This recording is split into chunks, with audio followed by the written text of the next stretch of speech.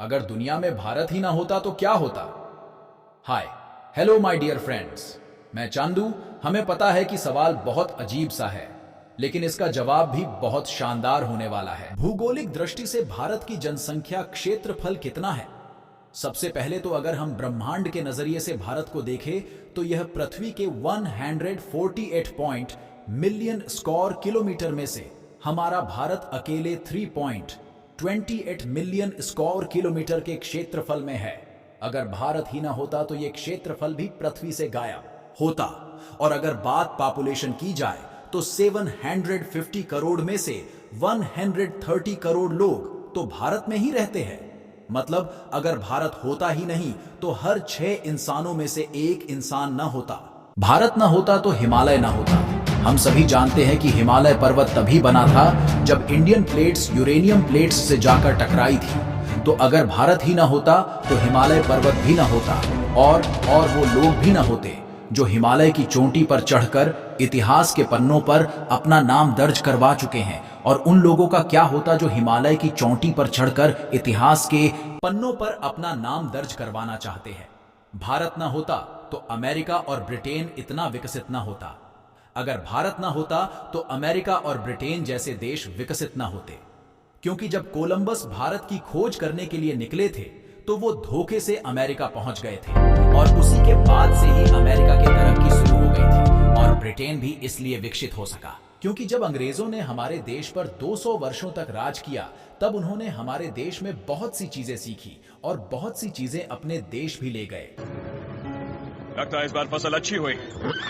फौजा सारा अनाज गाड़ी में डाल दो, जल्दी भरो।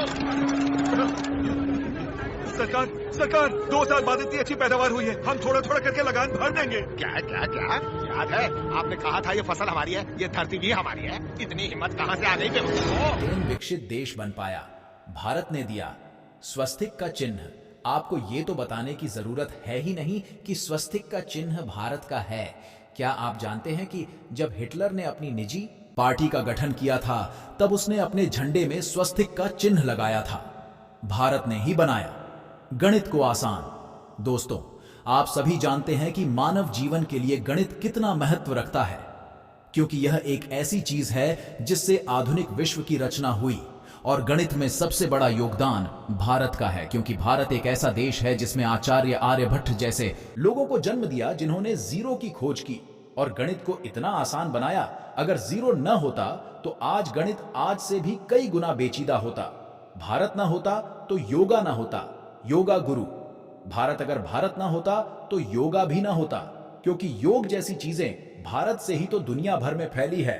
दुनिया में योगा बहुत महत्व रखता है क्योंकि यह मनुष्य को स्वस्थ रखता है। आज दुनिया भर में हर 10 में से 2 इंसान आपको योगा करते हुए दिखेंगे। टेक्नोलॉजी में भी पीछे नहीं है। भारत ही वो देश है जिसने दुनिया को वाईफाई जैसी टेक्नोलॉजी दी।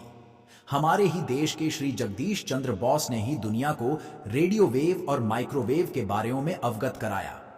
इसीलिए इन्हें फादर ऑफ वायरलेस कम्युनिकेशन भी कहा जाता है। 2019 से पहले दुनिया के 99% कंप्यूटर पेंटियम चिप से चलते थे और जिन्हें बनाने वाला कोई और नहीं बल्कि हमारे देश के विनोद धाम जी है, जिन्होंने पेंटियम चिप को बनाया था। इसरो जैसी स्पेस एजेंसी है। भारत में इसरो दुनिया की टॉप 5 स्पेस एजेंसी में से एक है। भारत दुनिया का पहला ऐसा देश है जिसने अपने पहले ही प्रयास में मंगल ग्रह पर पहुंचने वाला पहला देश बना, वो भी सबसे कम बजट में। जब भारत ने अपना मंगलयान मंगल पर भेजा तो उसका खर्च एक हॉलीवुड मूवी पर होने वाले खर्च से भी आधा था। इतना ही नहीं, भारत एकमात्र ऐसा देश है, इसके नाम 104 सैटेलाइट एक साथ लॉन्च करने का विश्व रिकॉर्ड है। बाकी देश भी इसरो से अपने सैटेलाइट लॉन्च करवाते हैं क्योंकि भारत के पास PSLV रॉकेट मौजूद है। चलो चलते हैं 2023 में इसरो ने चंद्रयान 3 मून मिशन यानी चंद्रमा में पहुंचने वाला चौथा देश बना। भारत और साउथ पोल पर पहुंचने वाला पहला देश बना। भारत वो कर दिया जो बड़े बड़े देश नासा जैसे स्पेस एजेंसी नहीं कर पाया। भारत ने करके दिखा दिया, बल्कि 1-2 बार हारे हैं, लेकिन जो हम ठान लिए हैं वह करके दिखा दिए। उन वैज्ञानिक को शुभ कामनाएं देता हूं जो देश के स्पेस एजेंसी इसरो को इतना आगे ले गया। डॉक्टर APJ अब्दुल कलाम जैसे वैज्ञानिक, ऐसे महान वैज्ञानिकों को बहुत शुभकामनाएं देता हूं जो देश के लिए मर मिटते हैं। चलो चलते हैं, चलो खाने पीने के बात करें। तो अगर भारत नहीं होता तो क्या होता? आज भारत खाने पीने के मामले में भी बहुत आगे है। हमारे भारत से उत्पन्न होने वाले 1000 किस्म के मसाले हमारे देश से ही उत्पन्न होता है। जो आप pizza, burger, dosa, chicken biryani खाते हो, वह हमारे भारत के ही मसाले से बनता है। आज हमारा भारत खाने पीने के मामले में भी बहुत आगे।